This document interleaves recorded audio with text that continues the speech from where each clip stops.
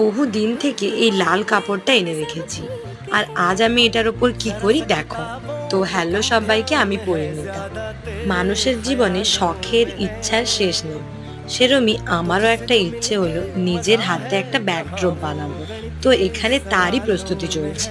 বহুদিন আগে যখন প্রথম আমার এটার সঙ্গে পরিচয় হয়, তবে থেকেই মনের মধ্যে কত যে স্বপ্ন এঁকেছি, সেগুলো না হয় অন্য একদিন বলবো তোমাদের। সাধারণত এরকম ব্যাকড্রপ বানাতে গেলে ক্যানভাস ইউজ করাই ভালো, তবে অনেক জায়গায় ক্যানভাসের পরিবর্তে কাপড়ে ইউজ করা যায়, আর আমার পক্ষে এত বড় ক্যানভাস পাওয়াটা একটু মুশকিল, তাই আমি এখানে একটা লাল কাপড়ের উপরে ডিজাইনটা করছি। আর আমি ভেবে নিয়েছি এটা বানানোর জন্য কোনো রুলস, কোনো ডিজাইন আমি ফলো করব না, আমার যেরকম করতে ইচ্ছা হবে সেরকমটাই করে যাব। তো প্রথমে একটা বড় করে আম কলকার আউটলাইন দিয়ে দিয়েছি, আর তার ভেতরে নিজের ইচ্ছে মতো কিছু ডিজাইন। তো আজকের মতো এতটুকুই, দেখা হচ্ছে পরের পার্টে।